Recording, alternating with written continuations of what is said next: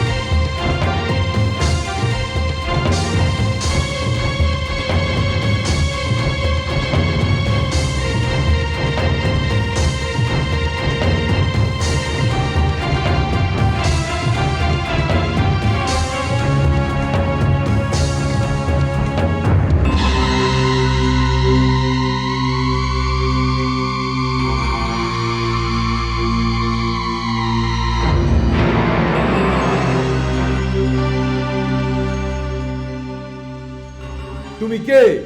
এটা তো আমিও তোমাকে জিজ্ঞাসা করতে চাই যে তুমি কে। আমি তো জানি না আমি কে। সে তো আমিও জানি না যে আমি কে। কিন্তু তুমি থাকো কোথায়? ওখানে।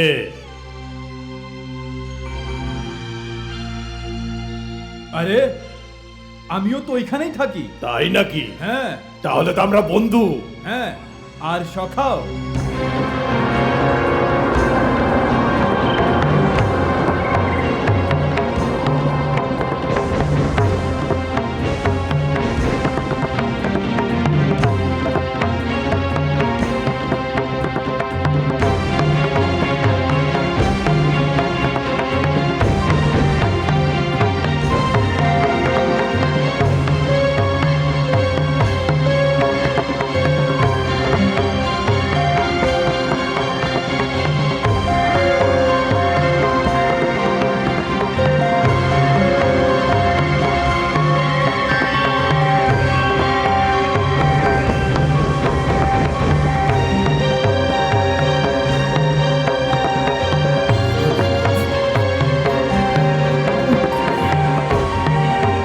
বন্ধু, আমাদের প্রাণ বিপন্ন।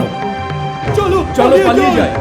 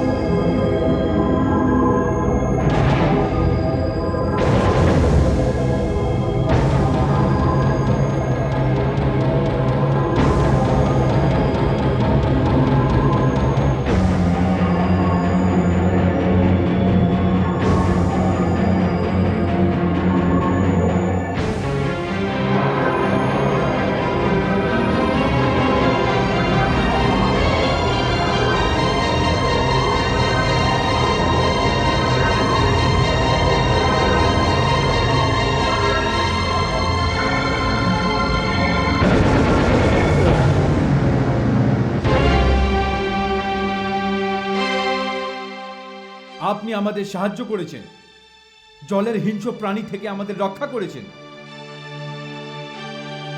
নতুবা আমাদের জীবনে সংকট উপস্থিত হতো। আমরা তো ওকে দেখে অনেক ভয় পেয়ে গেছিলাম।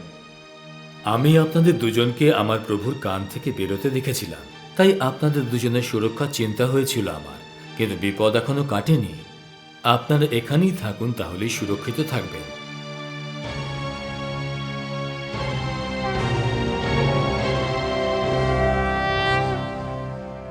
ইনি যিনি গভীর ঘুমে আচ্ছন্ন, কে ইনি?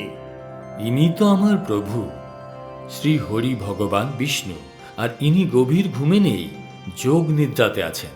আমার প্রভু ভগবান বিষ্ণু দিন রাত মা শক্তির বীজ মন্ত্র জপ করতে থাকেন। ওম হ্রিং ওম ক্লিং।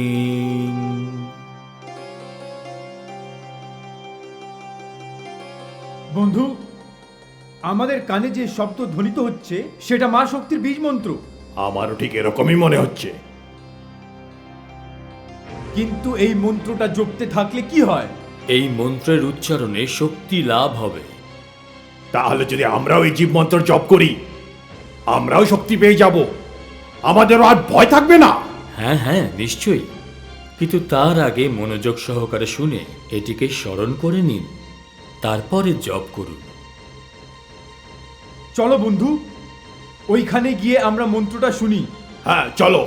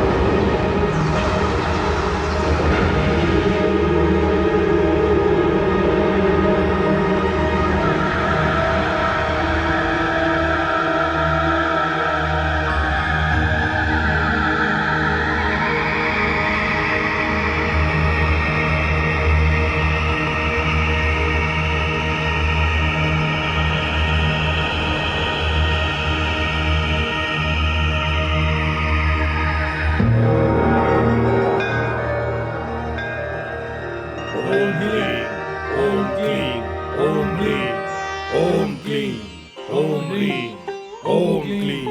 চোখ খোলো বৎস।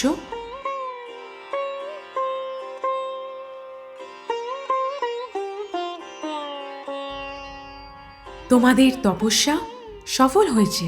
হে মা শক্তি। ওঠো বৎস।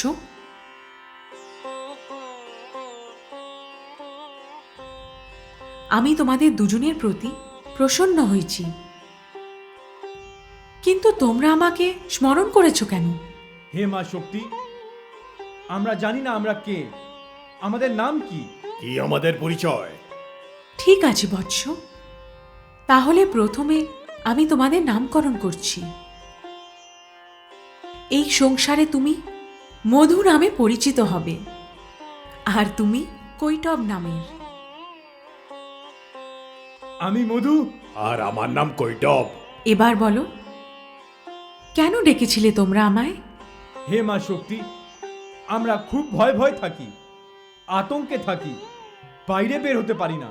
বাইরে যাবার উপক্রম করলে জলের ভয়ঙ্কর জীবেরা আমাদের ভক্ষণ করতে আসে। ওদের সঙ্গে লড়াই করার মতন আমাদের শক্তি নেই। মা, আমরা দুর্বল, যার কাছে শক্তি থাকে না তাকে সবাই ভয় দেখায়। তারা নিজেদের রক্ষা করতে পারে না, তাদের জীবনটা দুর্ভাগ্য ভরা হয়। হে মা, আমাদেরও এই দশা। তাহলে তোমরা কি চাও বৎস? হে মা, আমাদের শক্তি দিন, আমাদের ভয় থেকে মুক্তি দিন। তথাস্তু। আমাদের যেন কেউ হারাতে বা বোধ করতে না পারে। তথাস্তু। হে মা, আমাদের সব রকম ভয় থেকে মুক্ত করে আমাদের ইচ্ছা মৃত্যুর বর প্রদান করুন। যাও, আমি তোমায় বর দিচ্ছি শক্তির। তোমরা এত শক্তিশালী হয়ে যাও যে তোমাদের কেউ পরাজিত করতে না পারে, কেউ বধ করতে না পারে। আমি তোমাদের ইচ্ছা মৃত্যুর বর দিলাম। হে মা, আপনি যা বললেন তা কি সত্যি হবে? হ্যাঁ বৎস, তোমাদের সব মনের ইচ্ছা পূর্ণ হবে। বৎস, তোমরা আমাকে ডেকেছ, আমি তো মা। সন্তানেরা যখন ডাকে তখন মা চলে আসে। সন্তানেরা বিপদে থাকলে মা তাদের রক্ষা করে। সন্তান মায়ের কাছে যা চায় মা তাকে তা দেয়। আমি তোমাদের ইচ্ছা মৃত্যুর বর দিয়েছি, তোমাদের অপার শক্তি দিয়েছি, কিন্তু স্মরণে থাকে শক্তির সাথে সাথে সংযম থাকাও দরকার। আমি তোমাদের শক্তি এই জন্য দিয়েছি যাতে তোমরা নিজেদের রক্ষা করো, অপরকে কষ্ট দেওয়ার জন্য যেন এই শক্তির প্রয়োগ না করা হয়।